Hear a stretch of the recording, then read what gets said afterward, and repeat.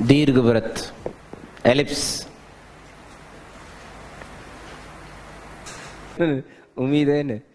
A second degree general equation of the form ax square plus 2hxy plus by square plus 2gx plus 2fy plus c is equals to 0 will represent an ellipse if with an extra f delta is not equals to 0 and h square less than ab or eccentricity is dancing between 0 and 1.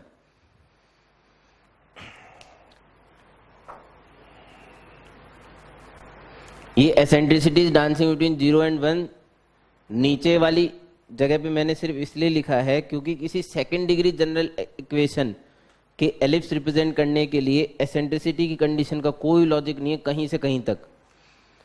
एक second degree general equation ellipse represent करेगी, उसके लिए दो condition ही है बस सिर्फ, delta should not be equal to 0 and H square should be less than A B. ये एसेंट्रिसिटी वाली कंडीशन तो सिर्फ अगर आपको एस पी और पी एम का रेशियो दिया हुआ हो। एस पी कौन था?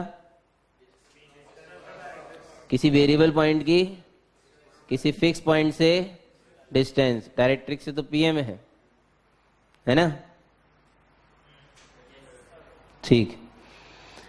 लोकस या डेफिनेशन ऑफ एलिप्स, लोकस अभी भी नहीं कटा फॉर तूने? अच्छा काट दिया, okay. Locus of a moving point P which moves in such a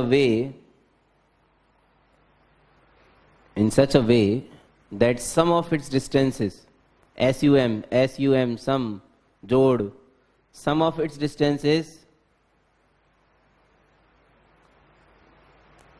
from two fixed points is constant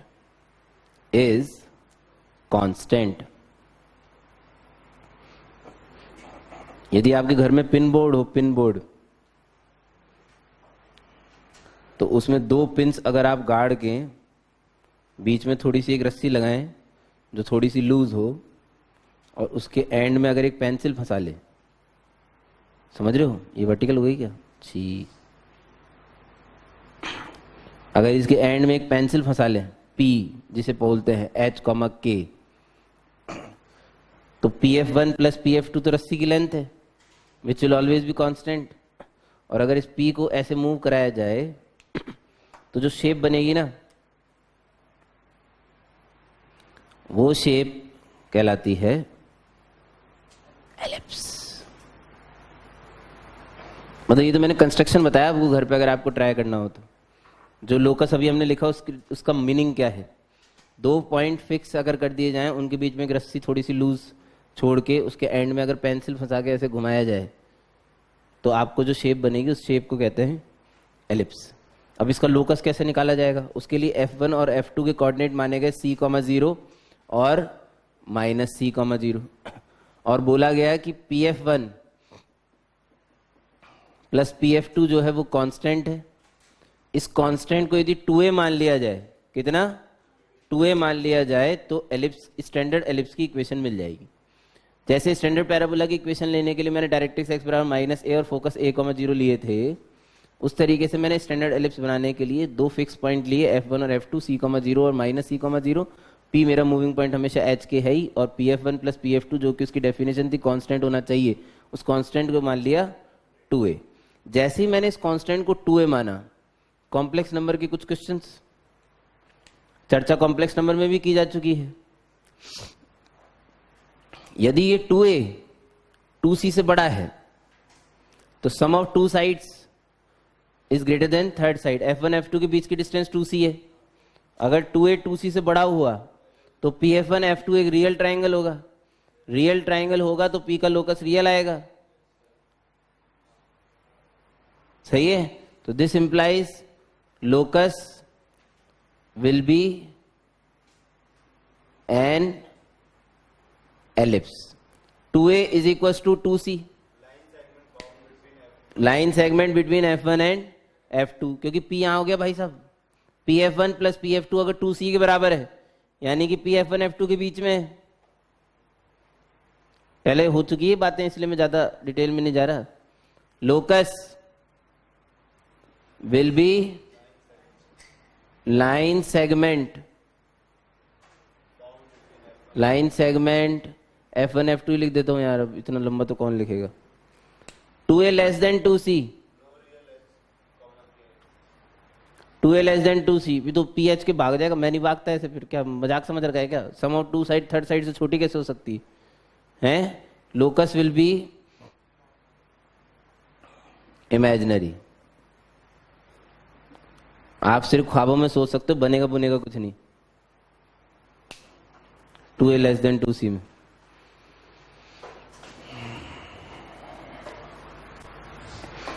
अब बात आई इक्वेशन निकालने की। भाई साहब इक्वेशन तो निकालो, ऐसे थोड़ी चलेगा काम।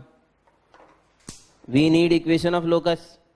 लोकस की इक्वेशन अगर चाहिए तो यहां पे PF1 प्लस PF2 की जगह कुछ रखना पड़ेगा। PF1 बोलो, under root H minus c का whole square plus K square plus under root H plus c का whole square plus K square is equal to 2A। आगे बढ़ने के लिए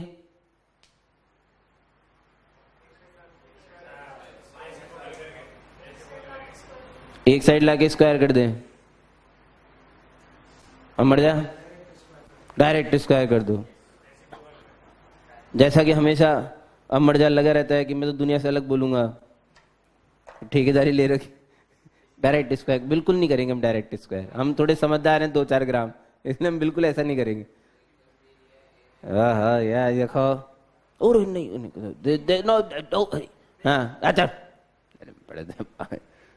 हाँ सही है। क्यूब होता तो करते डायरेक्ट, क्यूब करना चाहिए डायरेक्ट हमेशा, क्योंकि क्यूब करने में क्या होता है कि A प्लस बी फिर से क्रिएट होता है।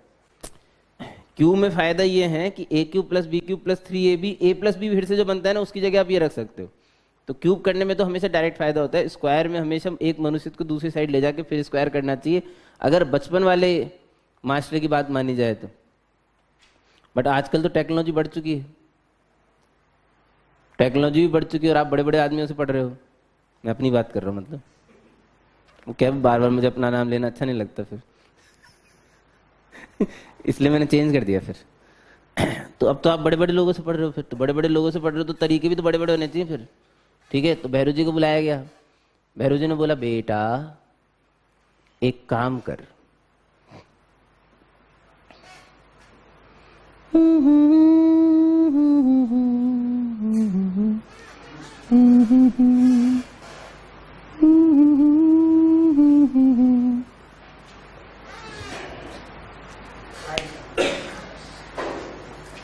जिंदा हो? कितने लोग निपट गए? हाथ खड़ा करना है, थोड़ा ऊपर हाथ खड़ा करो एकदम।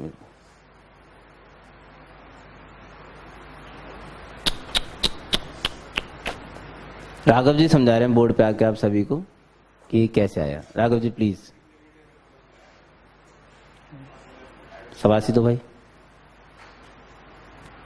शाबाश। तुम्हें लपड़ पड़ना चाहिए ना अपने आप को, लग रहा है ना तुम्हें ऐसा? याद आ रहा है कुछ? वो बड़े लोगों की चीजें हैं ये, गुलाबचंद। उसको कॉन्जुगेट से मल्टीप्लाई करेंगे सब कट जाएगा। K स्क्वायर भी कटेगा, H स्क्वायर भी कटेगा, C स्क्वायर भी कटेगा।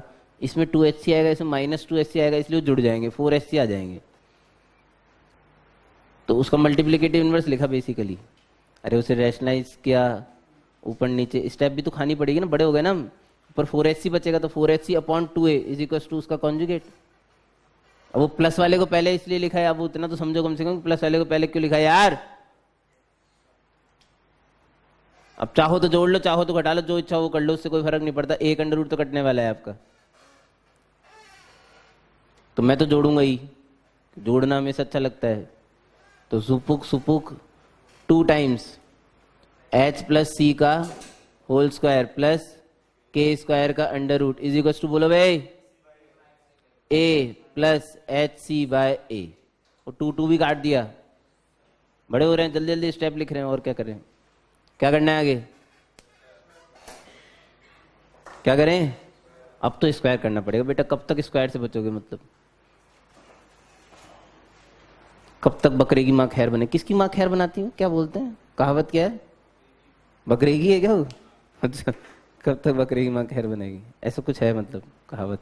इसका स्क्वायर कर दिया भाई, h² + c² + 2hc + k²। a² ही मल्टीप्लाई कर ही लेते यार, हैं? ऐसे चलने दूं? ऐसे चलने दूं? चलो ऐसे चलने दो। a² + h² c² upon a² + 2hc बाजे हे।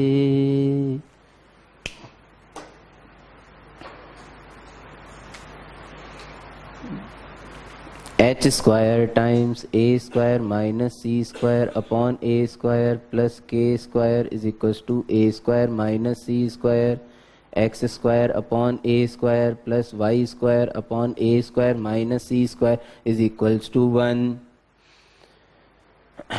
कुछ कुछ तो एलिप्स जैसी इक्वेशन तो बनी है फाइनली, है? जो इक्वेशन आप लोगों ने देखी है उस इक्वेशन को बनाने के लिए कुछ लेटा गया।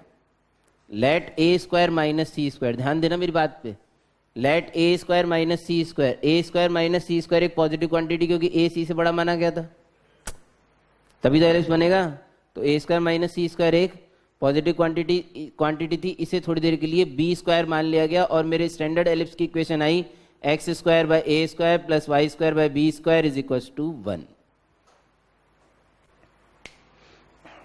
जिसकी फोटो आपके सामने बनाई गई है। और जितनी मैथ आपको आनी चाहिए या आती होगी, अगर x एक्सिस के साथ इसका इंटरसेक्शन निकाला जाए, हेलो, x एक्सिस के साथ, तो इस इक्वेशन में क्या रखा जाएगा? y0। If I put y is equal to 0, x is equal to +- a। इस पॉइंट के कोऑर्डिनेट आएंगे a, 0 और इस पॉइंट के कोऑर्डिनेट आएंगे -a, 0। अगर y एक्सिस के साथ इंटरसेक्शन निकालना हो, x को 0, y की वैल्यू +- b, इस पॉइंट के कोऑर्डिनेट 0, b और इस पॉइंट के कोऑर्डिनेट 0, -b आएंगे।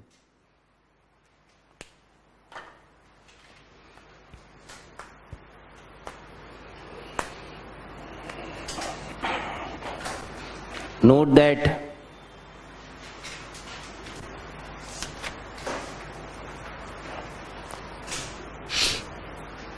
it is a second degree equation. It is a second degree equation with parts of x and y, with parts of x and y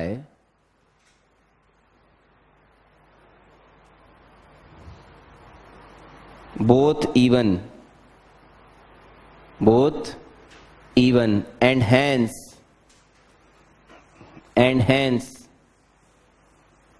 the curve is symmetric about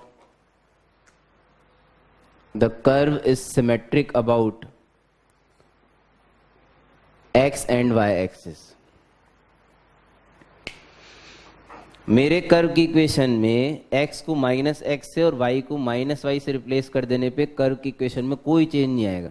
x को -x से replace कर देने पे curve की equation का same रहना उसे y axis के अबाउट सिमेट्रिक बनाता है। y को -y से रिप्लेस करने पर कर्व की इक्वेशन का सेम रहना उसे x एक्सिस के अबाउट सिमेट्रिक बनाता है। दोनों को ही रिप्लेस करने पर अगर इक्वेशन में कोई चेंज नहीं आ रहा, का मतलब curve should be symmetric in all the 4 quadrants, चारों क्वाड्रेंट में सेम बनेगा। ठीक है, ये वाली चीज एरिया निकालने के काम में आती है। अगर मुझे इसका एरिया निकालना पड़ेगा तो मैं सिर्फ फर्स्ट क्वाड्रेंट का एरिया निकाल के 4 टाइम्स कर दूंगा। ये एरिया अंडर द कर्व में πAB निकलवा जा चुका है, इसलिए दोबारा नहीं बताया जाएगा। आशा भरी निगाहों से ना देखें, वहां करवाया जा चुका है। विश्वास ही करना पड़ेगा, बहुत तो क्या कर सकते हैं, आपके हाथ में कुछ है ही नहीं। मेमोरी तो है नहीं ना तुम्हारे पास। हाँ, πAB आया था, बोल दिया मैंने अभी। πAB बोला था सर मैंने, अरे वही बोला था। नहीं, हम क्या,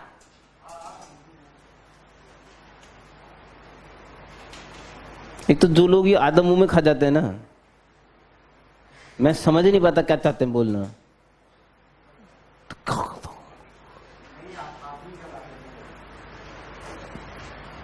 ये क्या है? हाँ एलिप्स। लो सुनो,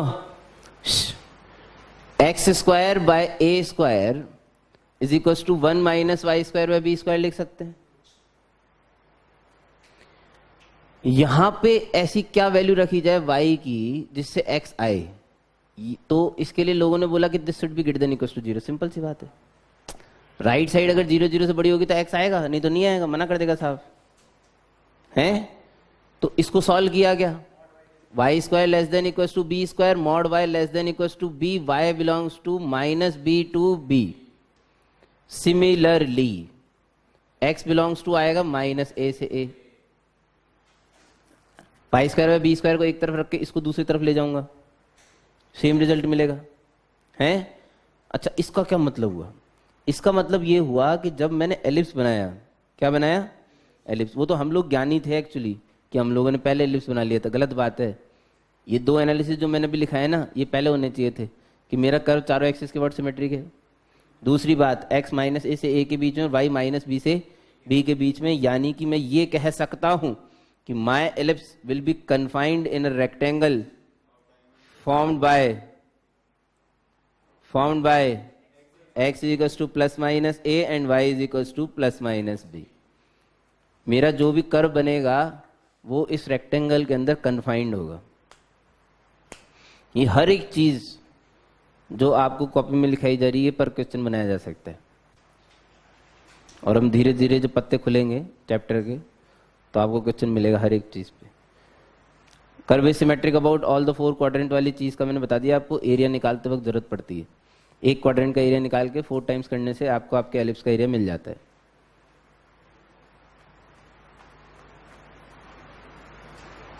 second note, the entire curve is confined, the entire curve is confined within a rectangle formed by x is equals to plus minus a and y is equals to plus minus b।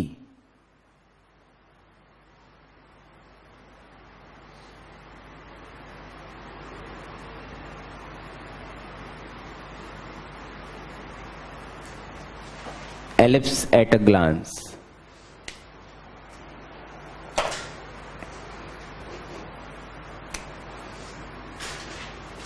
जिस तरीके से parabola की terminologies का introduction किया गया था, उसी तरीके से हम कोशिश कर रहे हैं कि हम एलिप्स की टर्मिनोलॉजीज का को भी पढ़ लें। भाई साहब बिल्कुल अच्छा नहीं है। हाँ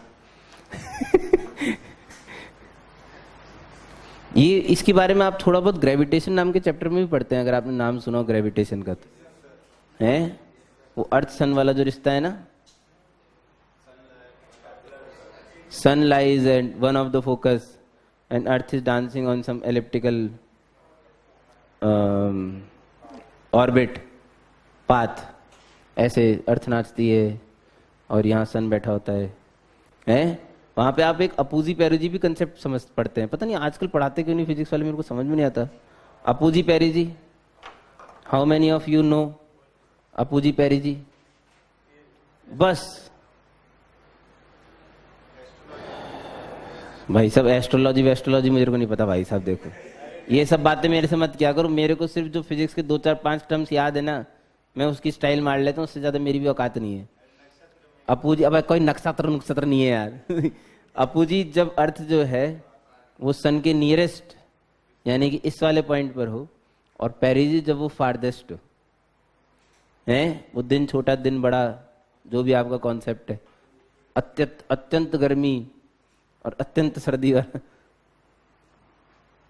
ये अंडा बन गया एक्चुअली, पता है, परफेक्ट एग। ऐसे देखो इधर से मोटा है इधर से पतला बन गया साला, जबकि होना चाहिए था सिमेट्रिक।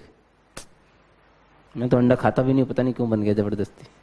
चलो खैर, लो जी, लाइन ज्वाइनिंग 2 फिक्स पॉइंट्स। पहली बात तो 2 फिक्स पॉइंट्स, जो 2 फिक्स पॉइंट्स थे ये कहलाते हैं फोकाई। क्या कहलाते हैं? फोकाई। वाई फोकी भी बोल देते हैं कुछ लोग इसे प्यार से, तो फोकी फोकी ठीक है, या फोकाई, जो भी आपको अच्छा लगे वैसे बोल सकते, क्योंकि ये दो हैं तो plural of focus is foci.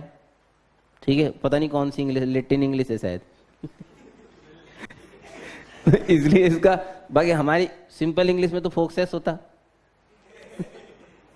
तो पता नहीं क्यों है फोकी, कोई लॉजिक है? Why foci, why not focuses? Plural focus का प्लूरल बे। हाँ, सो इट्स लैटिन इंग्लिश। जिसका आंसर ना दिया जा सके दैट इज लैटिन इंग्लिश। हाँ, रेडियस है रेडियाई, ठीक है, फोकस का फोकाए, बस दो ही याद आएंगे, कोई फायदा नहीं है। वटाइसिस नहीं, वटाइसिस तो नॉर्मल है, फोक्स ही नहीं है गधड़े, फोकाए। लो सुनो, तो एक्सिस या line joining two fix points और two foci is called focal axis. ये इस एलिप्स की फोकल एक्सिस कहलाती है, और कभी कभी इसे मेजर एक्सिस भी बोला जाता है। कुछ कुछ चीजें आपको याद आती जाएगी। The intersection point of curve with its major axis or focal axis are called vertices, जिन्हें A1 A2 से डिनोट किया जाता है। बेसिकली यहाँ पे चीजें दो दो हैं, इसलिए हमने सब्सक्रिप्शन का यूज किया 1 और 2। प्लस वाली साइड को 1 नंबर दे देते हैं, सेकंड माइनस वाली साइड को 2 नंबर दे देते हैं। सिंस देयर आर 2 वर्टाइसेस, मैंने वर्टेक्स को A से डिनोट किया था, तो मैंने यहाँ पे भी A से डिनोट कर दिया, जिससे सेम रहे। ठीक है, सो A1 और A2 वर्टाइसेस। फाइन, इनके कोऑर्डिनेट भी निकाल चुके हैं वैसे तो हम लोग, a,0। अच्छा, हम कौन सा एलिप्स बना रहे हैं, ये सबसे अच्छा क्वेश्चन है। x² plus y² is equal to 1 बनाया जा रहा है। Second vertex -a,0। ठीक है साहब, फोकस या फोकाई को बाइसेक्ट करने वाली line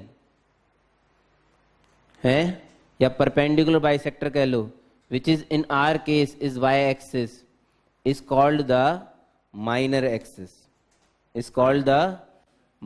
axis,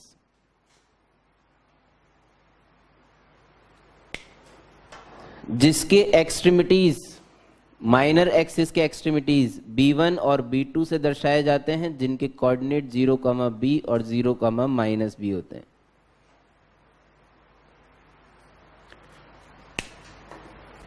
Any chord passing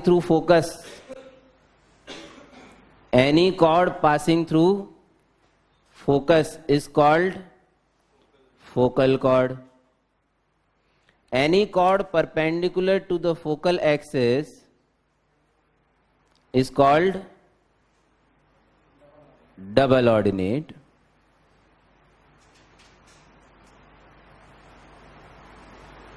Any double ordinate passing through focus or any focal chord perpendicular to the focal axis is called the most beautiful and the most important line in the market is latus rectum. In case of ellipse, we will have 4 extremities of latus rectum, 2 latus rectum, but we will have 4 extremities of latus rectum, but the length of latus rectum will be same on both the side because it's a symmetric curve. latus rectum की length जिसकी निकालो चाहे उसकी निकालो, वो तो same ही आएगी।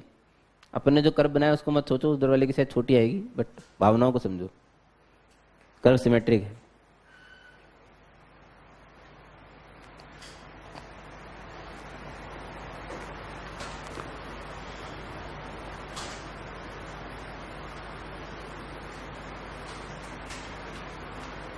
इस फोटो को ज़्यादा ना बिगाड़ा जाए तो ही अच्छा है। एक डायमीटर नहीं बना पा रहे हम इस फोटो में, क्योंकि अगर डायमीटर बना दिया हमने तो सब तहस नहस हो जाएगा फिर।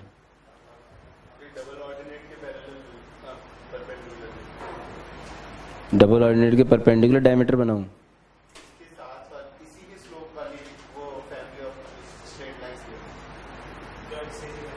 ले। ओह, तब तो एक्स एक्सिस आ जाएगा गुलाबचंद डायमीटर, तब भी नहीं बना पाऊंगा, तब तो बिल्कुल ही नहीं बना पाऊंगा एक्स एक्सिस। इससे अच्छा तो मैं ऐसे टीडी लाइन बना देता हूँ। चलिए खैर लिखिए, लिखने में यूज कर लेंगे हम उसे। The line containing the two fix points, the line containing the two fix points, the line containing the two fixed points bracket called foci, foci, FOCIR, is called, the focal axis is called the focal axis or major axis, and the points of intersection of curve with focal axis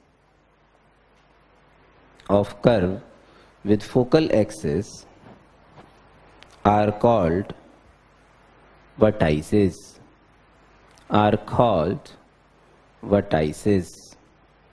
A1 and A2. Second, इसमें एक चीज extra आ गई पैराबोलस, मतलब एक क्या, वैसे तो बहुत सारी चीजें डबल डबल है, लेकिन चूंकि यहाँ पे दो फोकस हैं तो उनके बीच की डिस्टेंस को भी नाम दिया गया है। The distance between F1 and F2, the distance between F1 and F2 is called the focal length, the focal length. Third, distance between two vertices, that is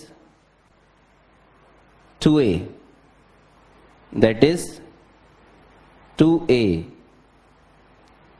is length of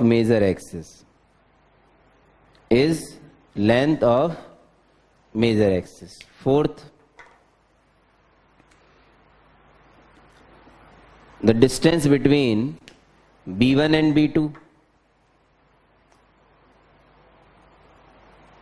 that is 2B, ये वाली जो distance है, this is length of minor axis,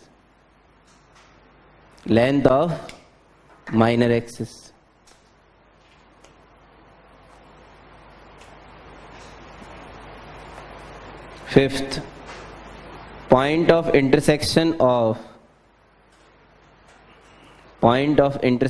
of major and minor axis, point of intersection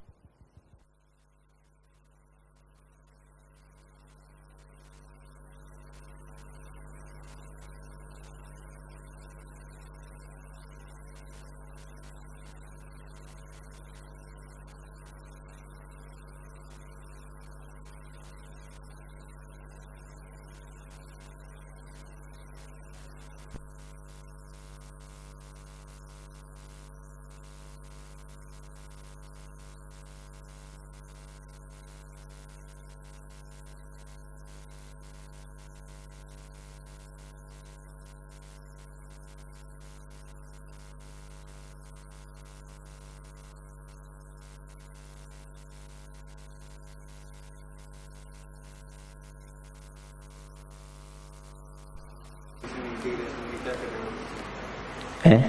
differentiation integration कौन सी जरूरत पड़ गई बे? Differentiation की जरूरत नहीं पड़ती। आप अगर ये स्लोप निकाल रहे हो हर जगह, इसको डिफरेंशिएट कर करके सबासी दो,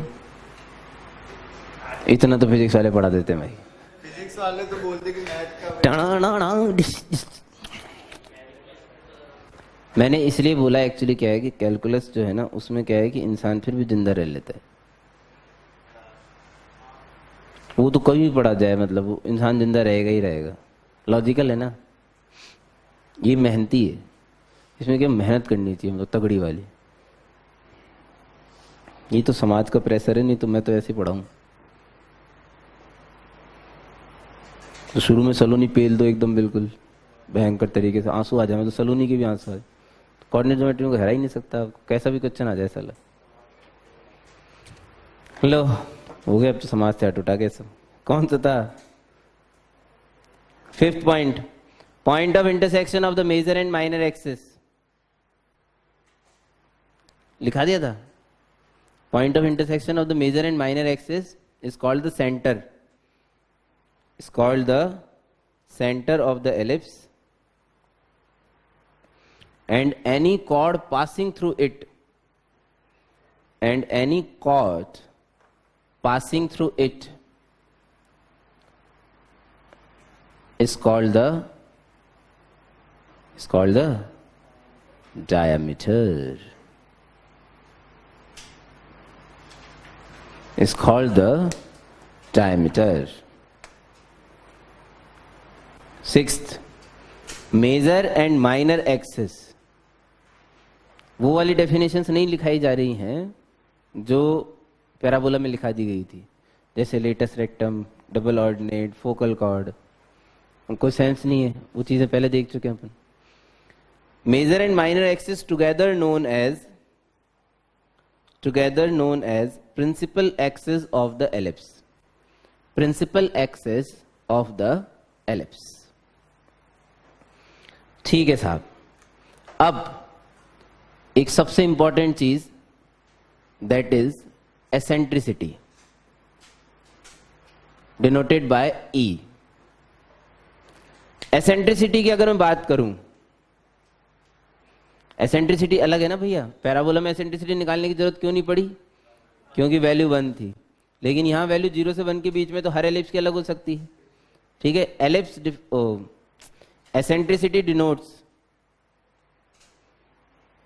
eccentricity denote, रेड कलर से कौन लिखता है भाई नोट्स यार? What is this? तो पड़ोसियों से मांगो इतने से। ये थैला भर के किस लिए लाते हैं बेचारे?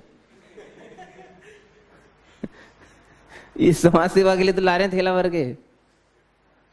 ब्लू पेन दे रहे एक एक्स्ट्रा, अभी उससे पड़ोसन से मांग रही, तू किस लिए लाई इतना बड़ा थैला? फिर ब्लू पेन नहीं है, एक ही है। बताओ यार, कमाल हो गया। थैला भर के लाने के बाद ब्लू पेन एक ही है, हद हो गई। पहले पता क्या सुना मैंने, ब्लू पेन कौन लाता है? मैं दोबारा इसलिए रिकन्फर्म करा क्योंकि मैं गिरने से पहले मैंने सोचा पूछ लूं। कहीं मैं गिर गया तो थैला भर के लाइए, फिर बोल रही ब्लू पेन कौन लाता है? ये तो हद हो जाती। एसेंट्रिसिटी ई, क्या लिख रहे थे हम लोग? अच्छा ये लिख दिया था। Eccentricity denotes the degree of flatness, the degree of flatness of the ellipse. Flat pitch का हुआ, कितना पिच का हुआ है ये बताता है। ठीक है, denotes the degree of flatness of the ellipse and is defined as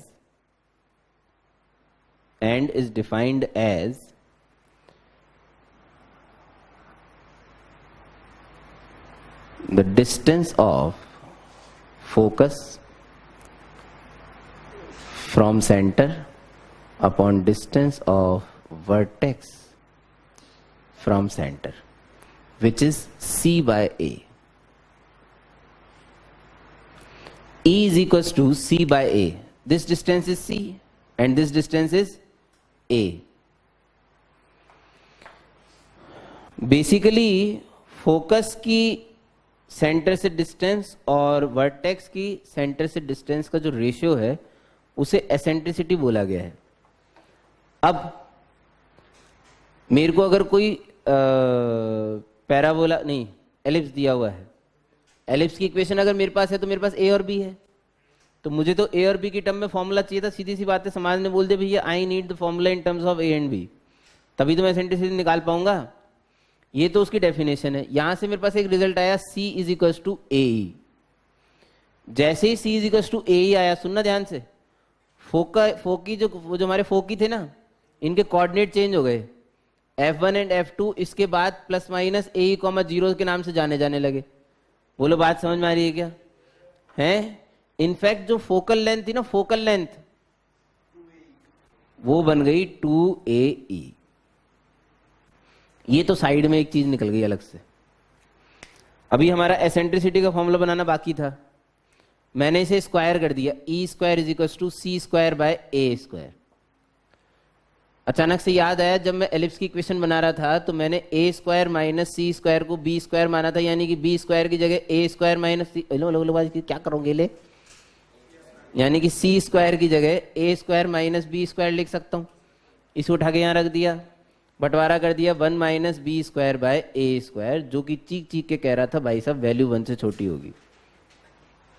ये आदमी कह रहा था वैल्यू जो होगी 1 से छोटी होगी। फॉर्मूला बन चुका था 1 माइनस बी स्क्वायर अपॉन ए स्क्वायर। आप मुझे एलिप्स दो, मैं आपको एसेंट्रिसिटी दूंगा। अब तो वही बात हो गई ना। मतलब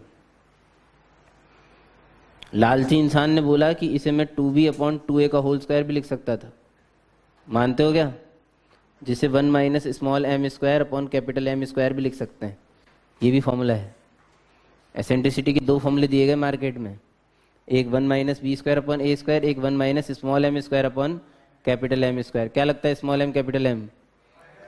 माइनर एक्सिस और मेजर एक्सिस की लेंथ। अबे 2b कौन है? माइनर एक्सिस की लेंथ है, और 2a मेजर एक्सिस की लेंथ। तो माइनर एक्सिस और मेजर एक्सिस की लेंथ अगर पता हो तब भी एसेंट्रिसिटी निकाली जा सकती।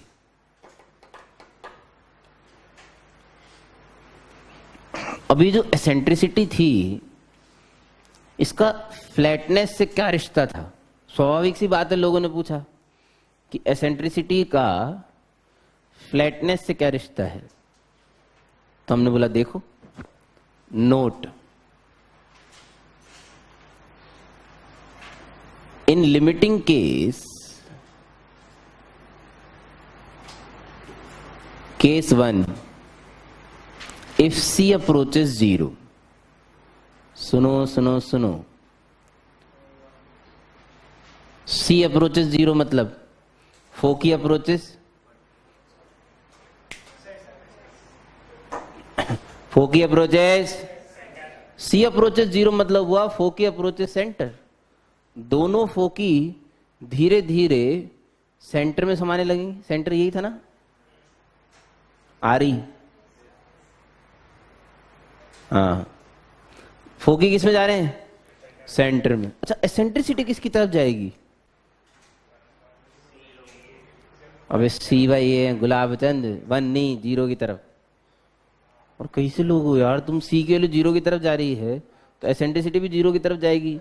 अच्छा, एसेंट्रिसिटी अगर 0 की तरफ गई तो इसका मतलब ये वाली क्वांटिटी, ये 1 की तरफ, यानी कि B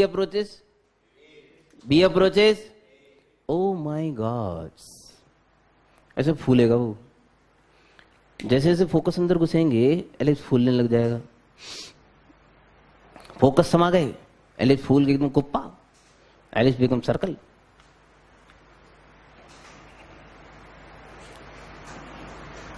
circle is special case of ellipse भाई। जब बी और ए बराबर होते हैं उसके रिजल्ट भी आ जाएंगे। ए और बी को अगर बराबर कर दिया जाए, बी को ए के बराबर कर दिया जाए, you will get the result of circle. तुरंत एकदम। मेरी शक्ल देखने की बजाय से चाप लो और लिख लो, ellipse getting thicker and become a circle. तो एक्चुअल में you can consider circle as a ellipse whose foci lying at their center। ऐसा कभी कभी क्वेश्चन में किया जा सकता है, माना जा सकता है। मतलब वैसे तो ये मानने की बात है। मानने की बात इसलिए है क्योंकि सर्कल को कोनिक सेक्शन के उसमें रखा ही नहीं गया ड्रामे में। पता नहीं क्यों, बेचारा दुखी तो बहुत है। जबकि कोनिक को अगर ऐसे सीधे हॉरिजॉन्टल प्लेन से कट किया जाए सर्कल बनता है भाई। वो तो जब उसे टेढ़ा किया था प्लेन को तब जाके एलिप्स बना था। याद समझ में नहीं आ रहा किसी को? बोला था एनसीईआरटी की फोटो देख लो सारी, डीबी में ही बनी हुई है। अच्छा, फ्रंट में बनी हुई है। हाँ, मैं सोचा अंदर तो कोई क्वेश्चन नहीं था यार, ऐसा कैसे हुआ है? हाँ ठीक है, अब ए टेंड्स टू बी करोगे तो पतला आएगा इधर से। हम तो मोटाई की बात कर रहे थे इसलिए हम बी को लेके, अरे हम मोटाई की बात कर रहे थे इसलिए हमने बी से करा। ए नहीं करेंगे, a tends to b, b tends to a करेंगे। लॉजिक है उसका भी समझ में आ जाएगा सेकंड वाले केस में। हाँ हेलो सुनो, ellipse getting thicker and become circle. Case 2 important, if C approaches 1 ना, सी अप्रोचेज ए चंपू, F1 F2 foci approaches vertices, F2 A2 की तरफ, F1 A1 की तरफ। तो फोकी अप्रोचेस वर्टाइसेस। हाँ भाई साहब, एसेंट्रिसिटी अप्रोचेस, अगर सी ए की तरफ गया तो एसेंट्रिसिटी विल बिकम 1, अगर एसेंट्रिसिटी 1 की तरफ गया तो ये वाली क्वांटिटी, ये वाली 0, यानी कि बी अप्रोचेस 0। तो एलिप्स पतला आएगा फिर हैं, एलिप्स क्या हो जाएगा, पतला होने लग जाएगा। एलिप्स अगर पतला होने लग गया तो फिर वो यहीं समा जाएगा बीच में ही। Ellipse become line segment between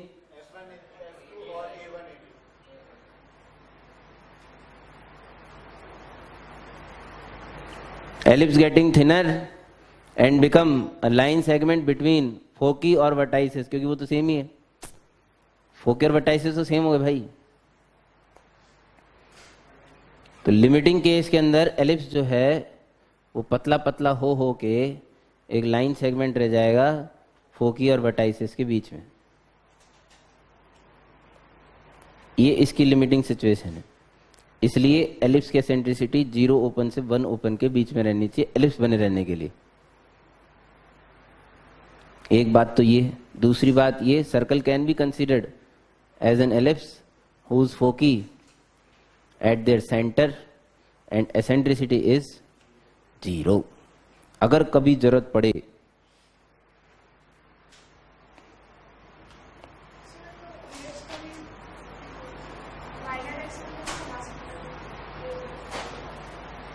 क्या कह रही है?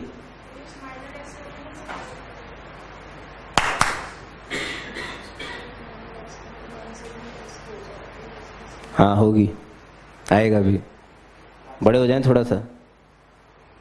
अभी हम सिर्फ लेटा एलिप्स पढ़ रहे हैं, खड़ा एलिप्स पढ़ेंगे तब ऐसा होगा। हाँ next, hashtag length of latus rectum. Length of latus rectum के लिए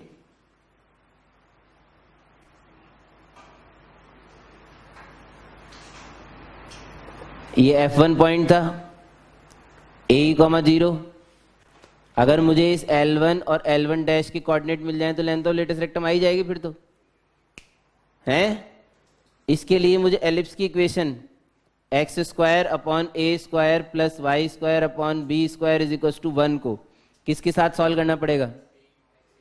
x is equal to a, x is equal to a उठा के मैंने इसमें रख दिया, ये बन गया e² plus y² upon b² is equal to 1। e² की जगह अभी बताया just 1 minus b² upon a², कोई गड़बड़? 1 1 बाजे, y² is equal to b की पावर 4 अपॉन a², यानी कि y is equal to plus minus b² upon a।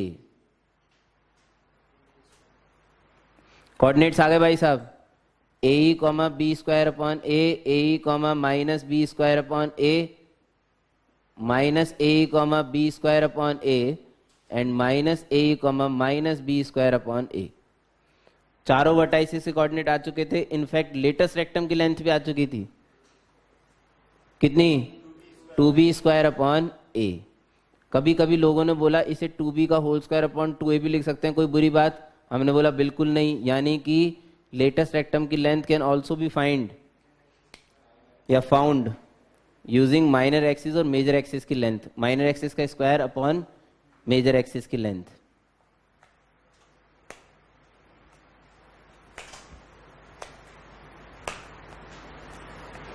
Master तू कर क्या रहा है?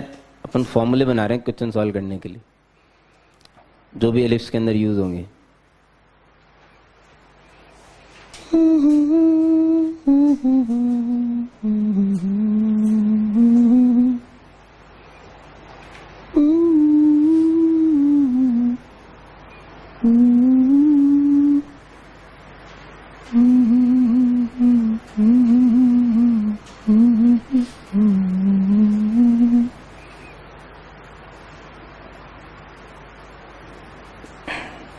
Note,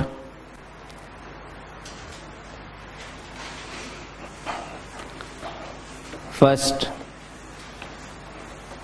two ellipses are said to be similar.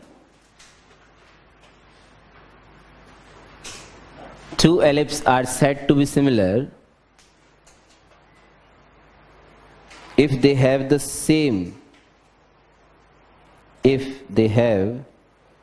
same value of eccentricity. If they have the same value of eccentricity, अगर उनकी value मतलब उनकी eccentricity same है तो वो सिमिलर कहलाते हैं। सेम नहीं, सिमिलर। सिमिलर और सेम में वही अंतर है जो सिमिलर और कॉन्ग्रुएंट में होता था। Congruent triangles can be overlapped on each other, but similar triangle may not be overlapped on each other. कितनी अच्छी इंग्लिश होगी, मतलब कैन नॉट तो बोल ही नहीं सकते थे ना, because congruent triangles are also similar. Yes yes yes yes, नहीं चमका निपट गए।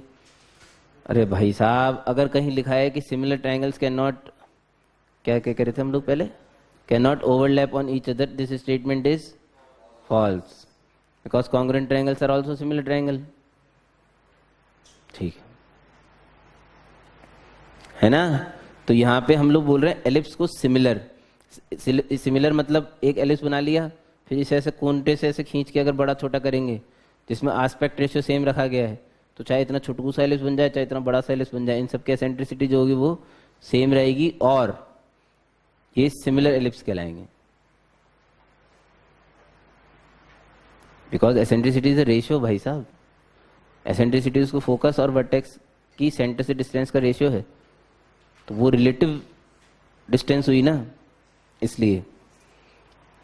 Next, second, distance of focus important है। सेकंड, बहुत अच्छे लेवल का क्वेश्चन बनेगा ना, बहुत ही अच्छे लेवल का, तो ये वाली चीज यूज होगी। मतलब जब हमें क्वेश्चन नहीं समझ में आ रहा, तो एलिप्स में तो मैंने इकलौती जगह देखी है बस जहां वो पच मार सकते हैं और उसमें ये यूज हो रहा होगा, ये जो हम लिखा रहे हैं। डिस्टेंस ऑफ फोकस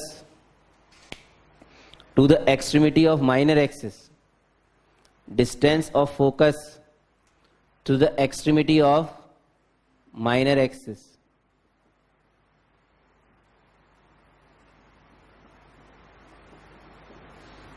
इन दोनों के बीच की डिस्टेंस पाइथागोरस लगा दूं, a square e square plus b square का अंडर रूट ई स्क्वायर, चलो बी स्क्वायर लिख लो, एक काम करो, a square into 1 minus E square. थोड़ा टाइम लगेगा आपको समझने में, लेकिन यहां से देखो थोड़ी, यहाँ से नहीं, कहीं से मत देखो, मान लो अब लिखा ही नहीं था मैंने यार, थी मैंने, अरे यार ऐसे तो गुस्सा मत क्या करो, देखो फॉर्मूला देखो, formula e square is equals to 1 minus B square by A square, जुम जुम जुम जुम जुम, ये देखो बन गया ना।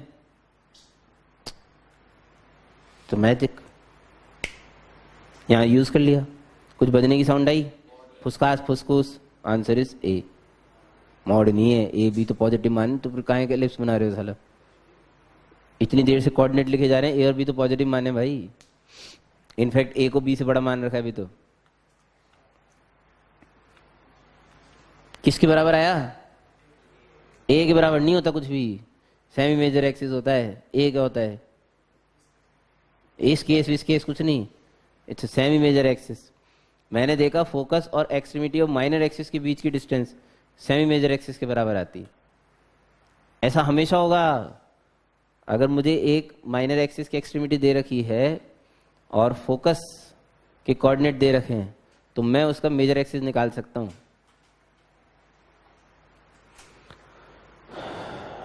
और अगर एसेंट्रिसिटी दे दी जाए तो माइनर एक्सिस भी निकाल सकता हूं।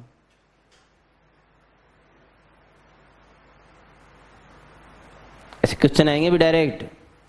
मैंने आपको फोकस के कोऑर्डिनेट दे दिए और मैंने आपको माइनर एक्सिस के कोऑर्डिनेट दे दिए और मैं आपसे मेजर एक्सिस पूछ रहा हूँ एसेंट्रिसिटी दे के, सॉरी माइनर एक्सिस पूछ रहा हूँ एसेंट्रिसिटी दे के। तो पहले क्या करूँगा, इन दोनों के बीच की डिस्टेंस से मेजर एक्सिस ए की वैल्यू, मतलब सेमी मेजर एक्सिस ए की वैल्यू निकालूंगा।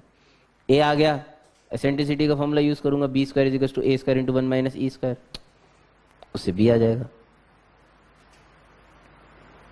रिलेटेड है ना सारी चीजें एक दूसरे की।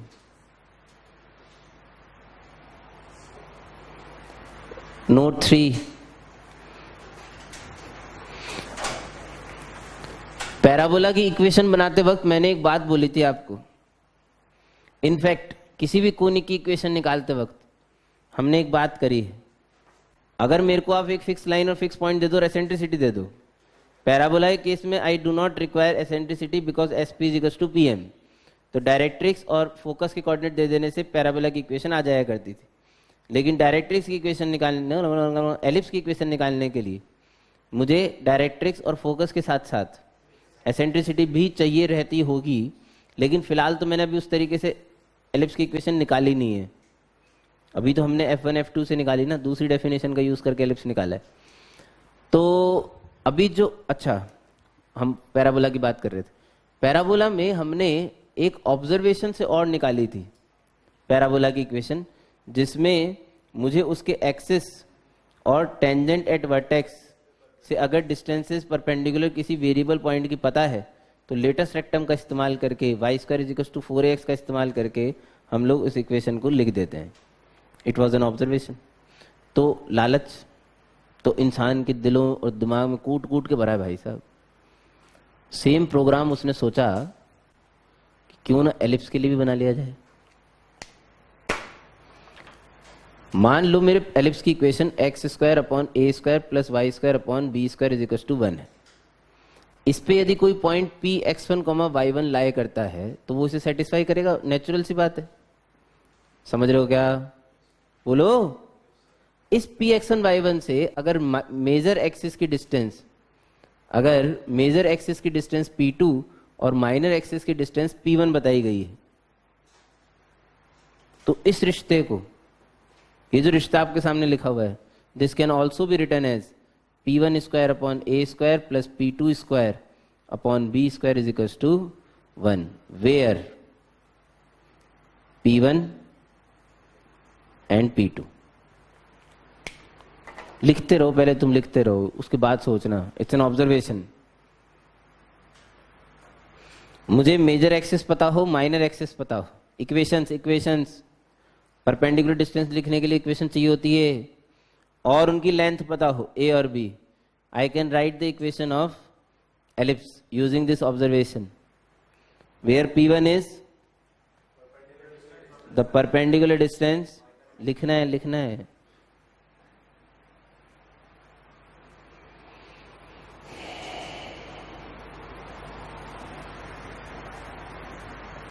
where p1 is the perpendicular distance of any point, from minor axis, और उसके नीचे मेजर एक्सिस का स्क्वायर लिखना है, मतलब सेमी मेजर एक्सिस का, और जो b के ऊपर लिखा है, यानी कि जो माइनर वाले के ऊपर लिखा है, वो परपेंडिकुलर डिस्टेंस किससे है? मेजर एक्सिस से। p2 is the perpendicular distance of any point from major axis.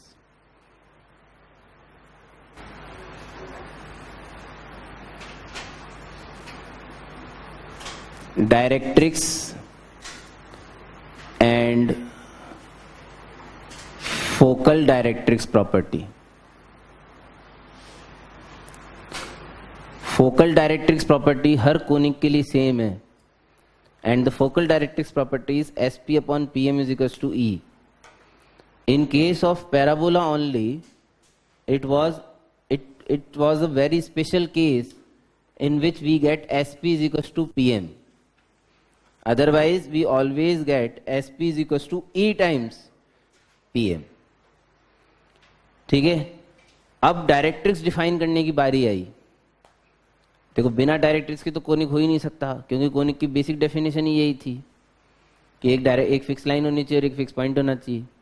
यहाँ फिक्स पॉइंट 2 हैं, हाइपरबोला में भी फिक्स पॉइंट 2 आएंगे. हाइपरबोला और एलिप्स की थ्योरी ऑलमोस्ट सेम चलती है, बस बी स्क्वायर की जगह माइनस बी स्क्वायर आता है हाइपरबोला की इक्वेशन में. इनफैक्ट रिजल्ट में भी बी स्क्वायर की जगह माइनस बी स्क्वायर रख देने से आपको बहुत सारे रिजल्ट मिल जाएंगे. खैर, वो जब बात आएगी तब करेंगे. अभी फिलहाल तो for an ellipse X square upon A square plus Y square upon B square is equal to 1.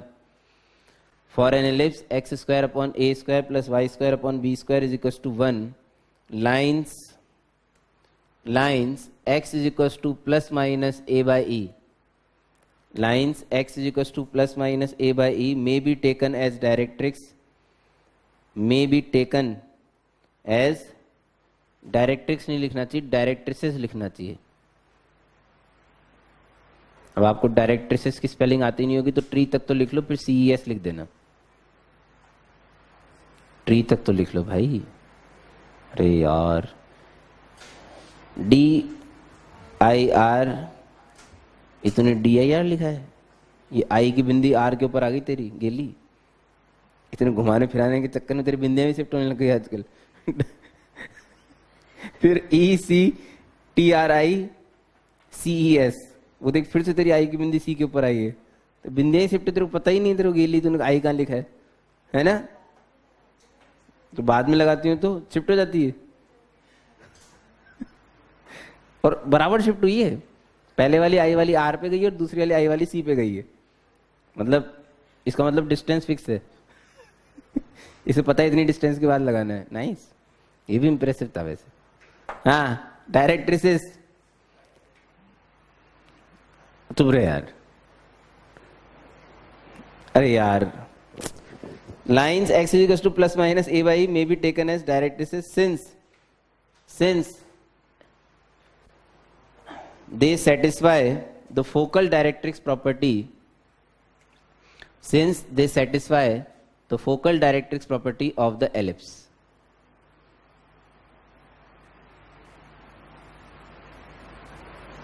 Since they satisfy the focal directrix property of the ellipse. Very important item to pace. सभी लोग एकदम बिल्कुल आंखें चढ़ा लें और शब्दों पे ध्यान दें.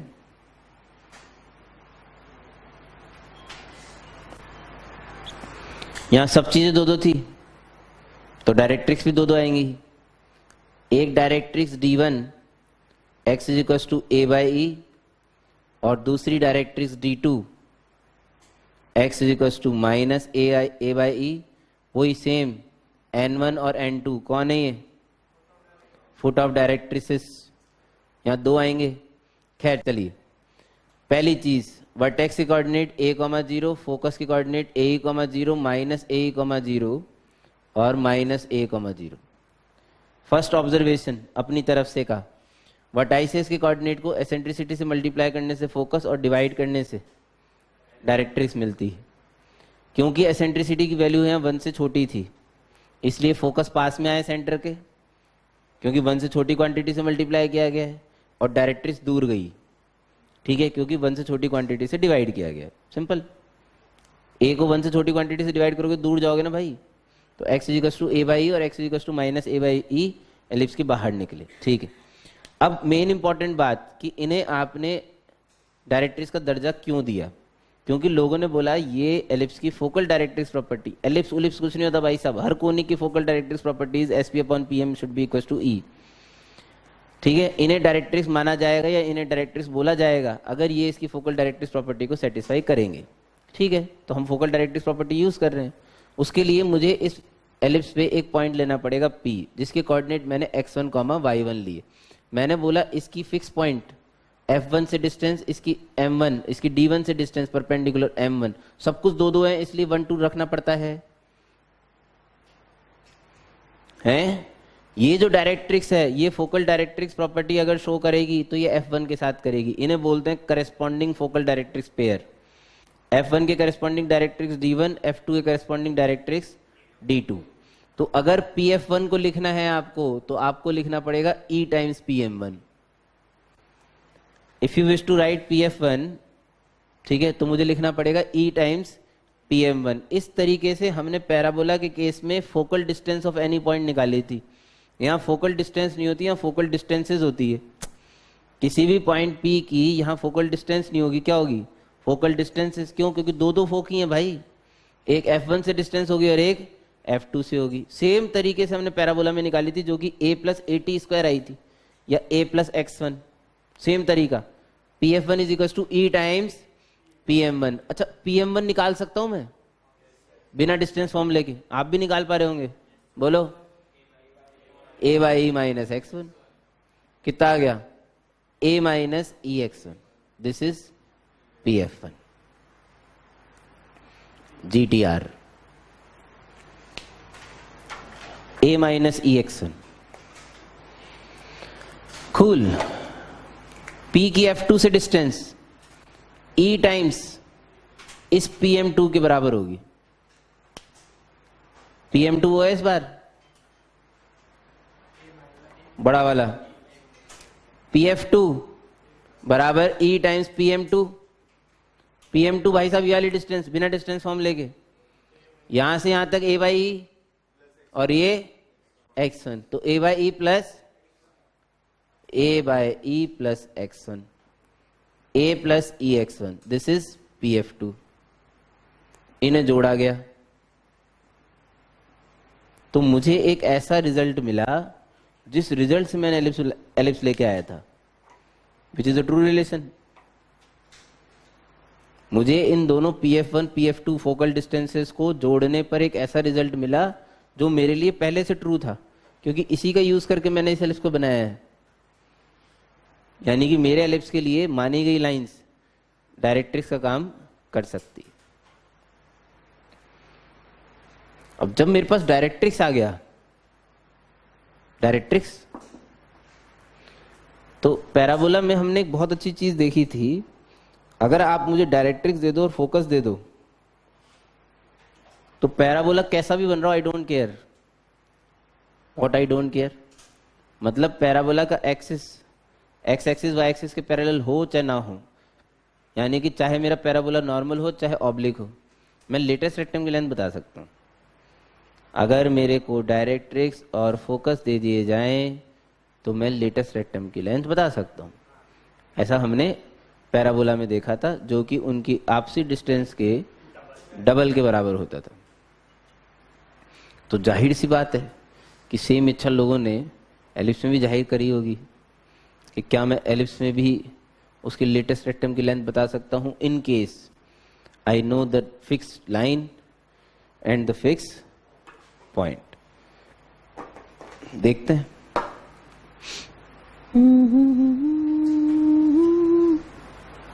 उड़ रही है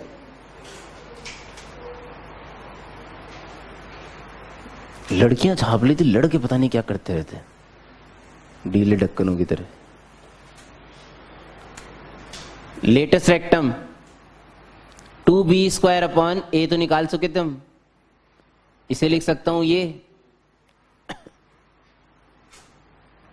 बोलो। e को बाहर निकाला, a को अंदर भेजा। This is very interesting.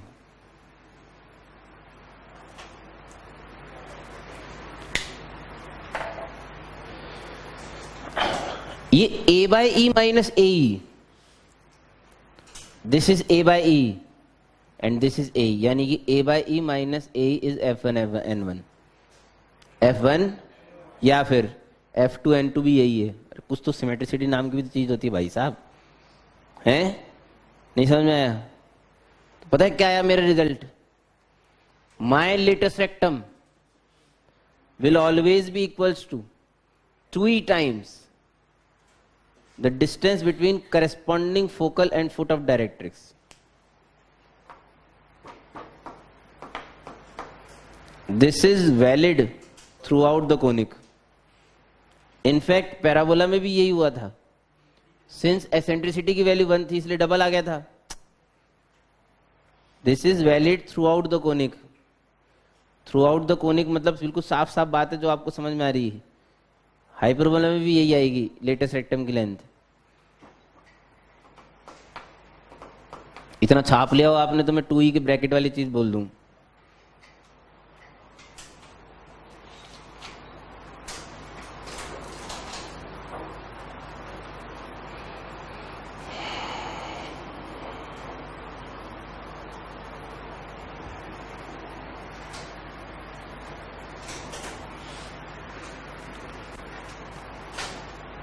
ये तो मिटा सकता हूं मैं. अब तो क्वेश्चन करने की बारी आ गई भाई.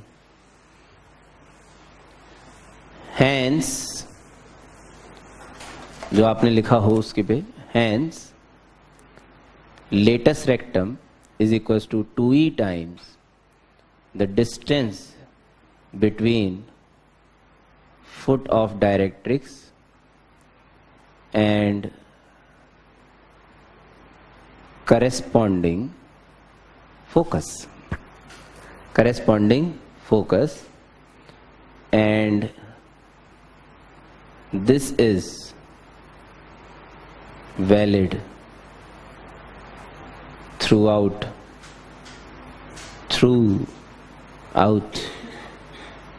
any conic. Throughout the conic होना चाहिए. वैसे एनी कोनिक क्या होता है? थ्रू आउट द कोनिक होना चाहिए. थ्रू आउट में थोड़ा गड़बड़ हो गया स्पेलिंग में. एच भी आना चाहिए था कहीं. मतलब OUG आता है. अरे भाई साहब, मुझे लगा बहुत सारे OU हो गए इसलिए मैंने डिची मार दिया. आउट में भी तो OU आता वापस, तो मुझे लगा मैंने पहले लिख दिए. गड़बड़ हो इसलिए मैंने पहले डिच मार दिया. ज्यादा हग्गा मचे इससे बढ़िया है कि डिची मार दो. घर नहीं दिलाया मेरे को किसी ने अभी तक तुम में से. डोलते रहे तो दिन भर घर घर. कल की क्लास का भी टाइम फिक्स नहीं हुआ. बहुत नाइंसाफी है भाई. मैंने सोचा था जेई एडवांस का ही टाइम रख ले, चक्कर ही खत्म करते हैं. आप लोग घर पे तो प्रैक्टिस करोगे नहीं उस टाइम की. क्यों ना हम ही करा दें. समझ नहीं आया तेरे को जेई एडवांस के टाइम से? 9 से 12, 2 से 5. या सो स्मार्ट. ऐसा कौन करता है? Time management. सॉरी,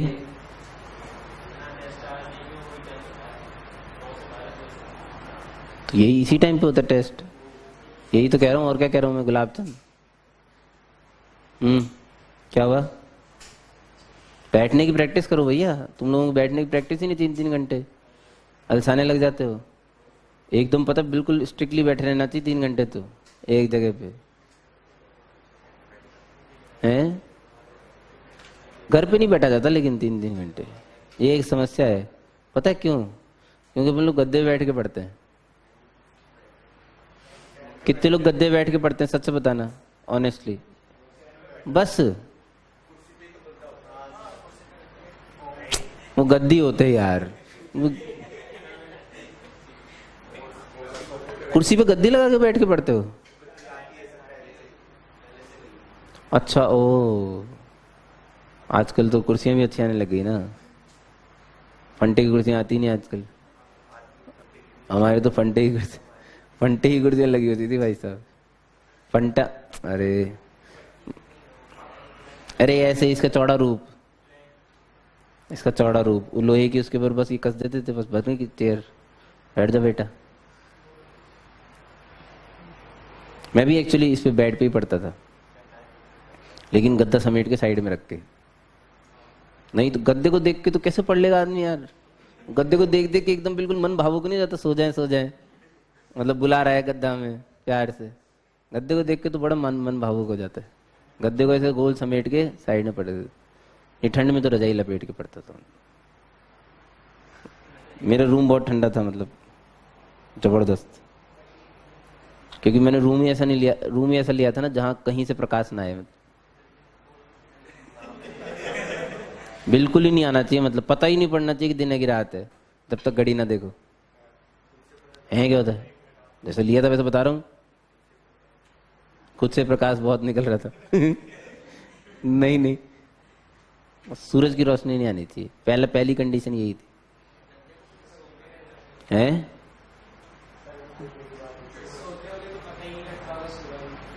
नहीं सर, अलार्म घड़ी नाम की एक चीज होती है ना, मतलब हमारे थी है, उस जमाने में भी थी अलार्म घड़ी, और उसी जमाने में थी, आजकल नहीं है। ये चीज आजकल एलिमिनेट हुई है, अलार्म घड़ी। उस जमाने में तो अलार्म घड़ी ही होती थी, मोबाइल फोन थोड़े होते थे। नहीं, नोकिया भी नहीं था।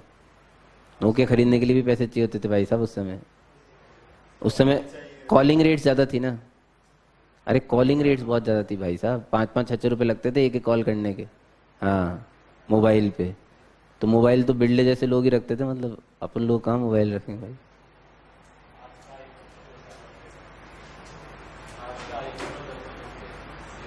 नहीं नहीं, ऐसा भी नहीं, इतना महंगा भी नहीं आता था नोकिया। नोकिया तो वही दो, नहीं नोकिया भी यार 5-6 हजार के तो आते थे, 5-6 हजार के तो आते थे नोकिया। हैं? मारुति 800, उसके पीछे बच्चे भागते थे गाँव में चड्डी में। मारुति आ गई, मारुति आ गई। हाँ, कर दिया ना टाइम फिक्स, 9 से 12, 2 से 5 बोला तो गीले है क्या? बिल्कुल, शुरुआत ही वहीं से हुई थी। उससे गद्दों में चले गए, हम रजाई में चले गए।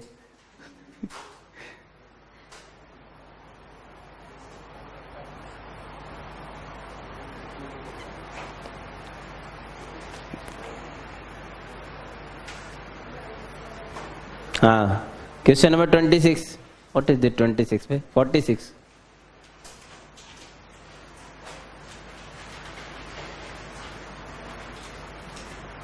Sorry, this is the only way. This is the only way through which we may touch the century. 46 करें, 1 से स्टार्ट करें तब तो पहुंच ली century.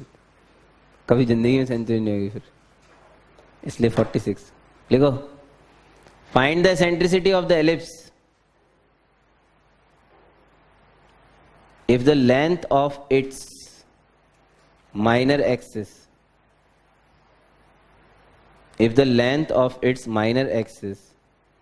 is equal to the focal length.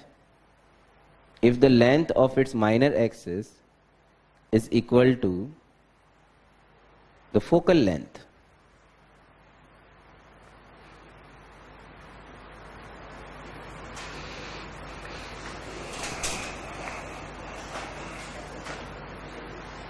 Question खत्म हो चुका है।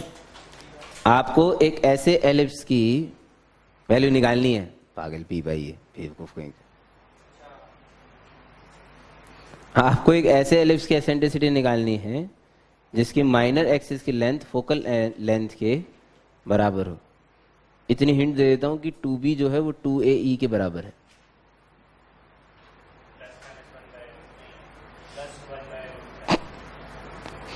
+1/√5 भीषण गलत है भाई साहब। ए बी बाई ए नहीं, 1/√5 1 से छोटा है, पागल है क्या? तो बिल्कुल नहीं, 1/√5 बोल रहा है। 1/+-1/√2। एसेंट्रिसिटी कम से कम माइनस तो मत बोलो, कुछ तो शर्म करो। √2 1 से बड़ा है गधेड़े। 1/√2 ये आ गया। देखो यार तुम क्या कर रहे हो। b/a आ गया एसेंट्रिसिटी की वैल्यू, यानी कि e² = 1 b²/a² which can be written as 1 - e²। तो e² = 1/2, तो e = 1/√2। Very simple. यहां से यहां हमने एसेंट्रिसिटी वाला फॉर्मूला यूज किया है, और यहां से यहां जो रिजल्ट दिया हुआ था वो कुछ दिया भी तो है क्वेश्चन में। Next, find everything for the ellipse. Find everything for the ellipse. x² / 400 plus Y square upon 144 is equal to 1। Find everything बोले तो सबसे पहला तो सेंटर 0,0, इसमें तो तुम क्या ही दिमाग लगाओगे, मतलब इसलिए मैं ज्यादा छोड़ भी नहीं रहा तुम लोगों को फ्री। वर्टाइसिस फोकी से पहले एसेंट्रिसिटी होनी चाहिए थी, वैसे एसेंट्रिसिटी, लेटेस्ट रेक्टम और डायरेक्ट्रिसेस। Yes please.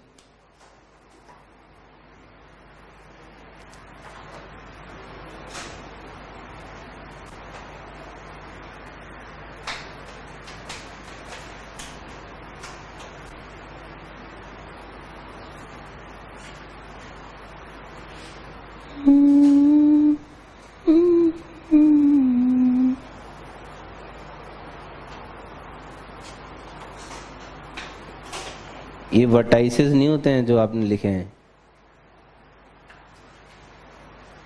वर्टाइसेस तो प्लस माइनस 20,0 ही है। 0, प्लस माइनस 12 का कोई रिश्ता नहीं है भाई साहब।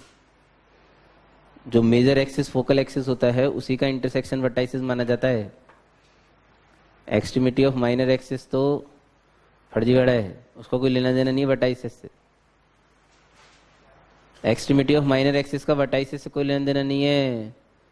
वर्टाइसिस सिर्फ प्लस माइनस 1,0 ही है जिसपे फोकल एक्सिस आ रहा है।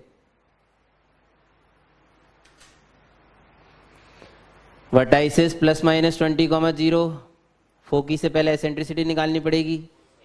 ई square is equal to 1 minus 144 by 400, that is 256 upon 400, 16 upon 20, यानी कि 4/5। स्क्वायर करेंगे ना, स्क्वायर रूट। एसेंट्रिसिटी आ गई 4/5। वर्टाइसिस के कोऑर्डिनेट को एसेंट्रिसिटी से मल्टीप्लाई कर देने पर फोकी आ जाता है। लेटेस्ट रेक्टम हाँ 14.4, 2b स्क्वायर बाई a। और डायरेक्ट्रिक्स वर्टाइसिस के कोऑर्डिनेट्स को एसेंट्रिसिटी से डिवाइड करने पर, यानी कि plus minus 25।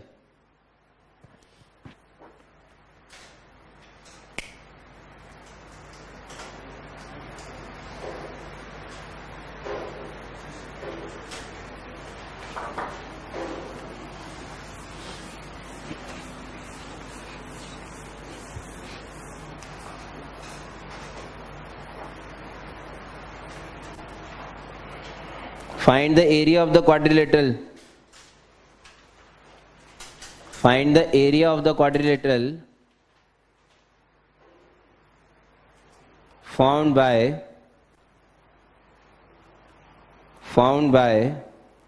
joining foci of the ellipse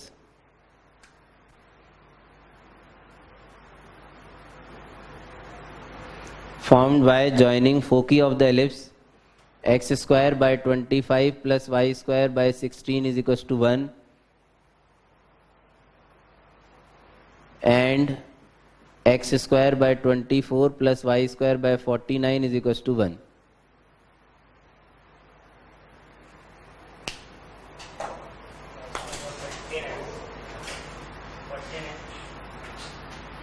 $49, 49, 50 में से एक कम।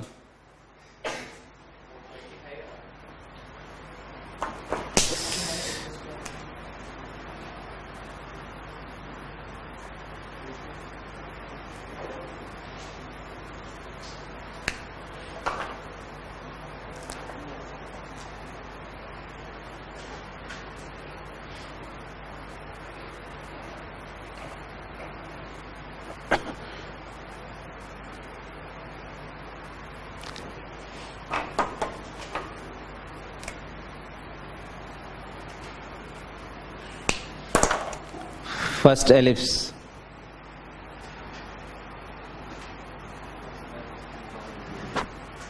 this is 5,0 and the eccentricity E1 is root under 1 minus 16 upon 25, which comes out to be 3/5.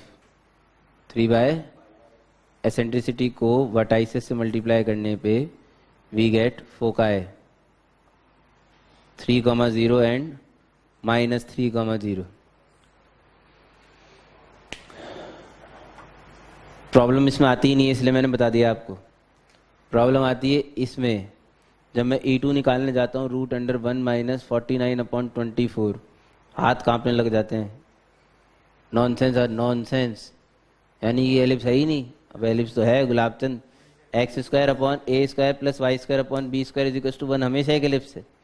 लेकिन इसमें ध्यान दीजिए, इसमें a b से बड़ा नहीं है, इसमें b a से बड़ा है।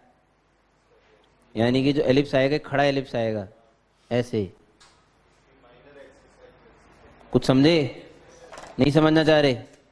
ऐसा आएगा ऐसे। √24 की वैल्यू कितनी होती है? लगभग 3 पॉइंट समथिंग, 4 पॉइंट समथिंग। तो इसके तो बाहर ही आएगा फिर। ठीक है, ऐसा बनेगा ये एलिप्स, ध्यान दें। हैं तो इसके लिए मेजर एक्सिस कौन है? मजा नहीं आ रहा? मेजर एक्सिस कौन है? वाई एक्सिस है। और ये जो है ये माइनर एक्सिस है।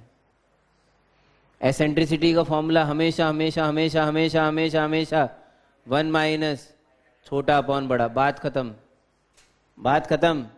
छोटा अपॉन बड़ा, क्योंकि तभी तो ये क्वांटिटी 1 से छोटी होगी। 1 - तभी तो जिंदा रहेगा भाई। छोटा कौन? 24/49, डिफरेंस 5/7।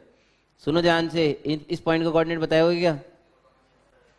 0,7, 0, -7। डरने की, घबराने की जरूरत नहीं है। अरे भाई यही है यार, इसके कोऑर्डिनेट तो वही रहेंगे, 0, b, 0, -b। लेकिन इस बार मेजर एक्सिस चेंज हो गया। मेजर एक्सिस चेंज हो गया तो फोकस भी चेंज हो गए। फोकस हमेशा always lie on major axis. जौन सा एक्सिस बड़ा है फोकस उसी पे लाई करेंगे। वर्टेक्स के कोऑर्डिनेट को एसेंट्रिसिटी से मल्टीप्लाई कर देने पर you will get the coordinate of foci, यानी कि 0,5 और 0,-5। अब अगर इस क्वाड्रिलेटरल का एरिया निकालने में आपको तकलीफ हो रही है तो होने दो फिर। हाफ d1 d2 होता है, ये रोम्बस कहते हैं इसे। क्या ये? रोम्बस। एरिया आ जाएगा half 60, 30। Area is 30।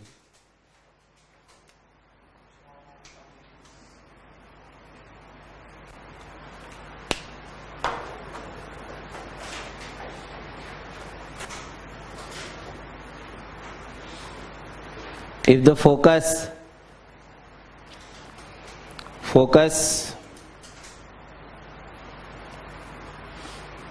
center and eccentricity, if the focus center and eccentricity of an ellipse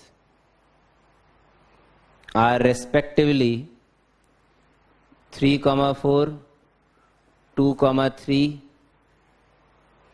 and half, find its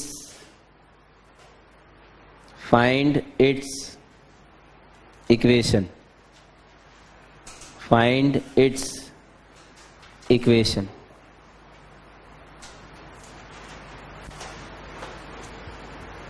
अब मेरी बात सुनो ध्यान से। 2, 4, 5, 10 पन्ने छोड़ देना। इसके बाद घर से पूरी कोशिश करके लाओगे ना, अगर पूरी ईमानदारी से, तब सीखोगे। कुछ नहीं तो कुछ नहीं सीखोगे। स्टेप्स बता रहा हूं, अपने शब्दों में लिख लेना अपनी कॉपी में। ला रा रा रा रा रा रा रा। ये 2 चीजें दी हुई है, रिस्पॉन्स दे दो भाई। इनके बीच की डिस्टेंस कितनी होती है? ए। ठीक है। Step 1, use distance formula to get A. है, मान लो ए आ गया, ई पता है हाफ। सुन रहे हो क्या? क्या आ गया? ए। ई पता है, ए पता है, क्या निकालेंगे? बी। बी स्क्वायर आ गया, ए स्क्वायर आ गया। सुन ही नहीं रहे कोई? माइनर एक्सिस मेजर एक्सिस की लेंथ पता पड़ चुकी है, कोई फायदा नहीं। अब वापस मुद्दे की बात पे आओ। सुनो ध्यान से, अरे सुन लो भैया, तुम लोग नहीं सुनोगे नहीं जीतोगे, फिर बता देता हूं पहले, बी निकालने की जरूरत नहीं है, फिर भी निकालोगे ऐसा, निकाल। ए पता था ना, ए और ई पता था, तो आपको ए बाय ई पता है, स्टेप नंबर 2। आपको क्या पता है, क्या पता है, ए बाय ई। स्टेप नंबर 3, माइनर एक्सिस की इक्वेशन। हाथ खड़े कर सकते हो आप चाहो तो, कैसे निकालेंगे माइनर एक्सिस की इक्वेशन? तुम्हें नहीं पता, पागल हो तुम? तुम्हें इस फोटो में माइनर एक्सिस दिख रही है कि नहीं दिख रही? कौन सी है? ये वाली। सी से तो यही पास हो रही गेली, ये वाली ऐसे बोले ऐसे। हाँ, वर्टिकल वाली लाइन इज माइनर एक्सिस। कैसे आएगी इसकी इक्वेशन? इसका स्लोप पता है CF1 का, तो इसके परपेंडिकुलर का स्लोप पता है, सी से पास करा दो यार, माइनर एक्सिस की इक्वेशन आ गई। शर्म आनी चाहिए चलो तुम्हें।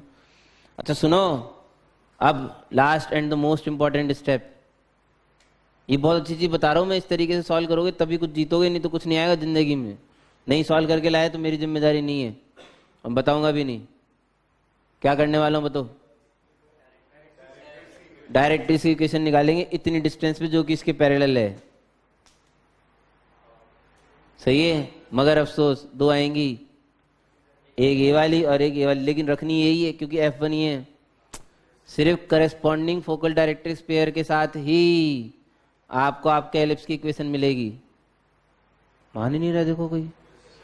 Corresponding focal directrix pair use करोगे तभी आपको आपके एलिप्स की इक्वेशन मिलती है। तो अब आपको ये जजमेंट करना कि मेरी वाली डायरेक्ट्रिक्स की इक्वेशन कौन सी है, ये मैं आप पे छोड़ रहा हूं। ढैंचू मत करो, मैंने बोला आप पे छोड़ दी, बात खत्म हो गई,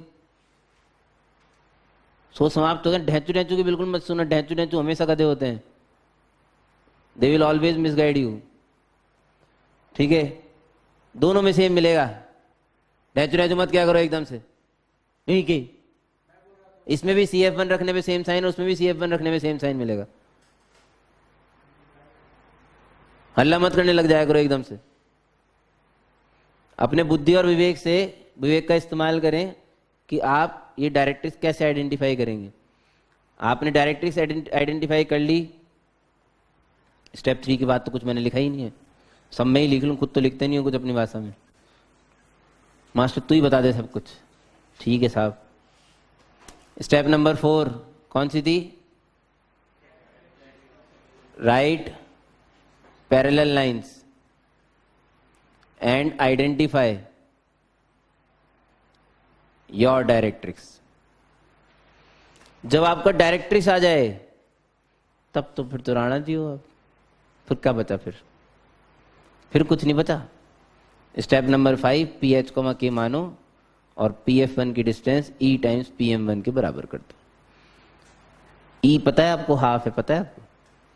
आपको एक लंबा चौड़ा सा एक्सप्रेशन मिलेगा। वो लंबा चौड़ा एक्सप्रेशन क्यों मिलने वाला है ये बताया था, क्योंकि आपका एलिप्स ऑब्लिक एलिप्स है।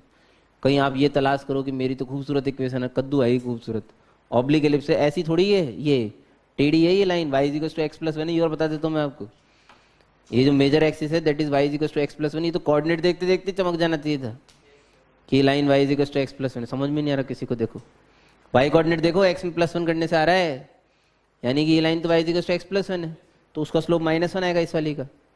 ठीक है, खैर ये तो फालतू की बातें हैं, उनसे कोई लेना देना नहीं है इसका। मतलब इक्वेशंस अच्छी आएंगी, मैं सिर्फ ये बोल रहा था आपको, है ना। रिजल्ट भी ज़्यादा बुरा नहीं आएगा, आंसर भी अच्छा आएगा, लेकिन आएगा बहुत बड़ा। ठीक है, ये तो आ गई आपकी एलिप्स की इक्वेशन, जो मैं उम्मीद करता हूं कि बहुत ज़्यादा चांसेस है कि आपको ऑप्शन में मिलेगी। अब हम वो आंसर लाएंगे जो ऑप्शन में नहीं मिलेगा, लेकिन आंसर होगा। कौन सा? जो हमने ऑब्जर्वेशन से भी थोड़ी देर पहले एक इक्वेशन लिखी थी। कर मैं उसको भी पूरा नहीं रहूं, क्योंकि दोनों को आप भी पूरा करोगे तभी तो मैच कराओगे। मास्टर तूने बी क्यों निकलवाया था? इसीलिए निकलवाया था बी, इसमें काम आएगा भी, इसमें काम आएगा। ऑलीचर, मेरे को सेंटर और फोकस के कोऑर्डिनेट पता थे, इसे मेजर एक्सिस बोलते हैं। बोलते हैं क्या?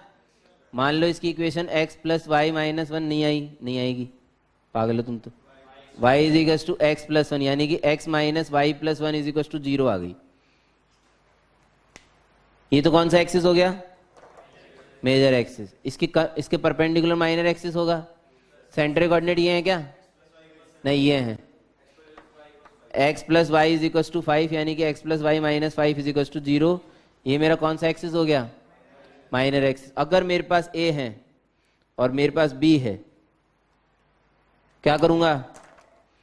पी एच कमा के सुम्पाक सिरपीक P1 upon P2, P1 upon A square plus P2 upon B square is equal to 1। हटा, कोशिश करना, जीतोगे कब? Nice question. इससे आने वाला आंसर और इससे आने वाला आंसर आपका सेम आ गया, मतलब आप जीत गए। नहीं तो पूछ लेना फिर, अब और क्या है, मैं तो बताऊंगा ही। लेकिन पूरी मेहनत करोगे, 2-3 पेज भरोगे, तब जाके मन में शांति मिलेगी। हाँ, मजा आया।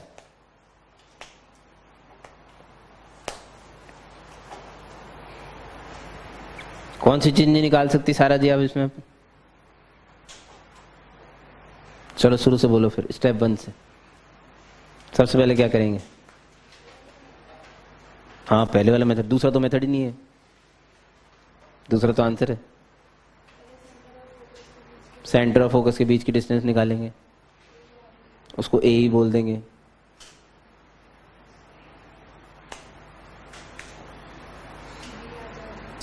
बी आ जाएगा डायरेक्ट, बैरू है क्या? बिल्कुल ही। ई पता है तो ए आ जाएगा उससे, उससे बी आ जाएगा। पी कैसे आएगा वैसे? कौन सा formula? E square is equal to 1 minus B square upon A square, उससे बी आ जाएगा। बहुत बढ़िया, बी आ गया। आगे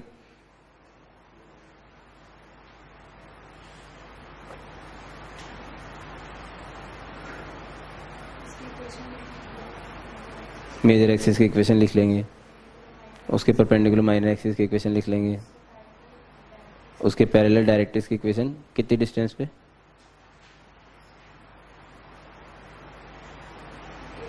ए बाई ई दिख नहीं रहा तेरे को लिखा हुआ यहाँ पे? ए बाई ई कहाँ से आएगा? ए पता है, ई पता है, ठीक है, गुड। ठीक है, फिर कोई दिक्कत आएगी उसमें? क्या पेयर होता है? मतलब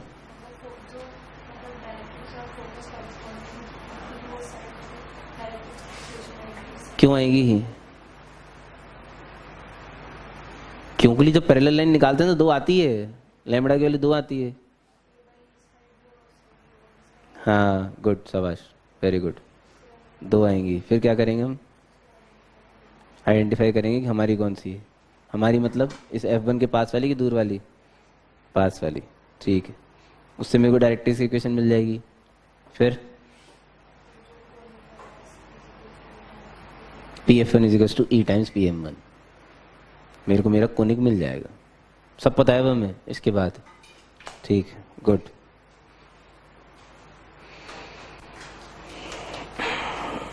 सो इट्स सेंचुरी टाइम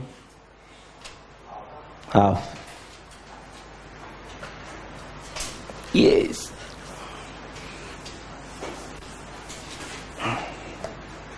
आइए साहब, 50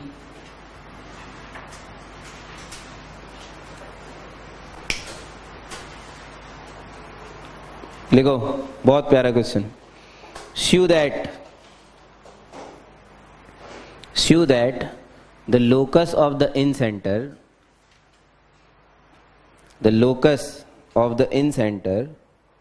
of the variable triangle, shew that the locus of the incenter of the variable triangle PF1 F2, Punjab F1 F2, PF1 F2 is an ellipse whose eccentricity is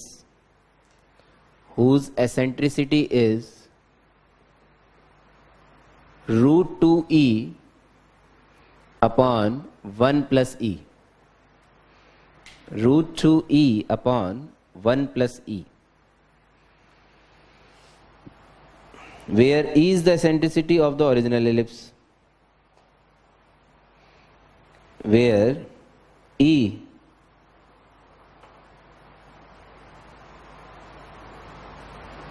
is the eccentricity of the original ellipse on which p is moving, on which p is moving. E जो है वो उस ellipse की eccentricity है जिस पे p नाच रहा है, ये भी इंपॉर्टेंट है। तो p किस पे नाच रहा है फिर? हाँ, एलिप्स, तो उस इक्वेशन को तो हम वही मानेंगे जो हमें पता है, x square by A square plus Y square by B square is equal to 1। क्योंकि जौन सी चीज मेरे को पता है स्टैंडर्ड रिजल्ट, वो तो इसी के बारे में पता है, तो पी इसी में मानूंगा भाई। लो जी, ये कैसे कैसे एक्सेस बना रहा हूं मैं आजकल यार, सेंटर से तो निकालूं कम से कम, हद हो गई। क्या शिफ्ट कर लिया मैंने? हाँ ठीक है, थोड़ा तो हुआ। लो जी सुनो जी,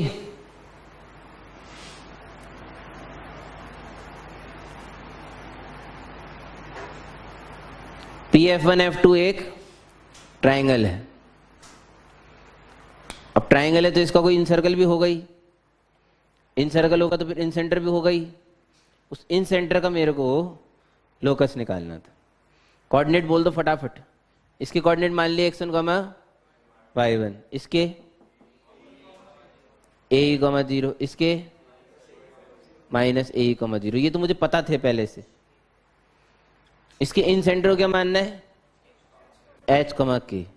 सुंपर सिंको रे सुंपर सकार h, k। आपको एक राज के बताऊं, इस h, k जो है ना, h, k, इसके कोऑर्डिनेट के फॉर्मूले में डायरेक्ट जानता हूं। आपका मुझे पता नहीं है, मैंने अपनी बात करी है, मैं डायरेक्ट जानता हूं। हाँ, ये वाली साइड इनटू इसके सामने वाले x कोऑर्डिनेट, यानी कि 2ae। एक आध स्टेप खा रहा हूं, बिल्कुल खाऊंगा, तो साथ सबको थोड़ी लिखूंगा कोई। Plus PF1 a minus EX1 into इसके सामने वाली side minus AE, plus PF2 a plus EX1 into इसके सामने वाले का x coordinate AE upon PF1 plus PF2 plus F1 F2 2a plus 2ae। थोड़ा टाइम ले लो, सोच लो तसल्ली से, कोई जल्दबाजी नहीं है, गुरागारी मत करो बस। नीचे a प्लस बी प्लस सी आता है, यानी कि 3। और मास्टर तूने कौन सा फॉर्मूला यूज करा है? ये वाला, ax1 plus bx2 plus cx3 upon a plus b plus c. अभी भी सुन गए एकदम? इन सेंटर का फॉर्मूला सुना सुना सा लग रहा है ना, वही यूज किया है। नीचे a प्लस बी प्लस सी, जब मैंने इन तीनों साइड्स का सम करा तो पता पड़ा PF1 प्लस PF2 तो कांस्टेंट होता है 2a, तो उसका यूज कर लिया, और F1 F2 2a। चल जाएगा अब तो काम। चलो भाई साहब, बाजे बाजे बजा लो, 2 4 5 अगर बज रहे हो तो। ये तो बजना ही था क्योंकि सबसे गंदा लग रहा था। गलत तो नहीं बजाती है, देख लेना यार। इसमें से और इसमें से कुछ कॉमन अगर आ जाए, AEX1 पूरा ही कॉमन आ गया तो बचा क्या? गेल से पड़ी आ रहा है, सॉरी, 2AEX1 भी कॉमन आ गया, 1 प्लस ई बचा है अंदर। बचा है, मैंने देखा बड़े प्यार से। नीचे भी यही था भाई साहब, आंसू आ गए मेरे तो, इतना प्यारा। H बराबर सिंपल EX1 मात्र, बस। अब किसकी बारी? K की। K का भी ऐसे फॉर्मूला होता है? लो सुनो, F1 F2 यानी कि 2AE इंटू इसका y1, बस खत्म। क्यों खत्म? क्योंकि ये तो 0 0 है, तो ये तो बचेंगे नहीं, अपॉन 2A इंटू 1 प्लस ई बाजे ही। ये थोड़ा फिर भी सूगला है। एलिमिनेट किसे करना है जल्दी बताओ? x1 y1 को, क्योंकि वो माने गए ना x1 y1 है, तो उनका रिश्ता तो मेरे को पता है कि x1 y1 तो एलएच पे लाया करते हैं, तो यहां से x1 y1 की वैल्यू hk की टर्म में निकाल के ठोक दें क्या? जल्दी बोलो यार। ओकेस ओकेस, x1 की value h square by a square e square plus k square upon e upon 1 plus e का whole square into b square is equal to 1। देख लो आराम तसल्ली से, पहले से बाबू मत हो। मैंने यहाँ से y1 की वैल्यू निकाली, यहाँ से x1 की वैल्यू निकाली, यहाँ रखी, ये आया विच इज एन एलिप्स, जो कि एक एलिप्स टाइप की इक्वेशन है। तो मैं खुश हूँ। किस लिए खुश हूँ? अभी ओपो नहीं है, अभी सिर्फ एलिप्स प्रूव किया है। अब ये प्रूव करना है कि इसकी एसेंट्रिसिटी ये है। क्या बोल रहे हो? इसकी एसेंट्रिसिटी निकालनी पड़ेगी अब नहीं आई। इसकी एसेंट्रिसिटी निकालने के लिए पहले आपको ये पता करना पड़ेगा कि इन दोनों में से छोटा कौन है।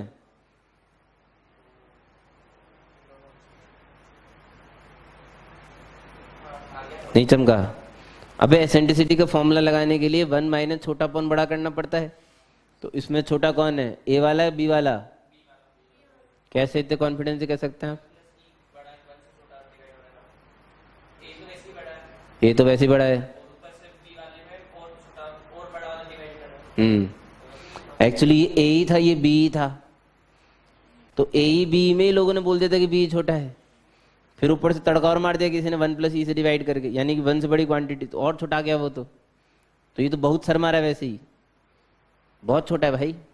तो e dash is equal to under root 1 minus छोटा वाला यानी कि b square e square upon 1 plus e का होल स्क्वायर अपॉन छोटा वाला a square e square. E square cancel, b square upon A square की जगह क्या लिख सकता हूँ?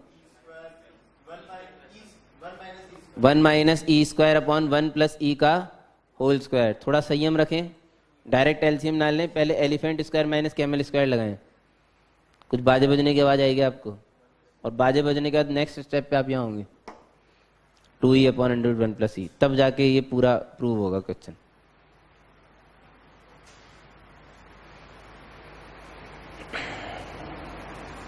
क्वेश्चन डरावना नहीं है, क्वेश्चन बहुत सिंपल है। थोड़ी सी उसकी कैलकुलेशन जो है वो थोड़ी अच्छे लेवल की है।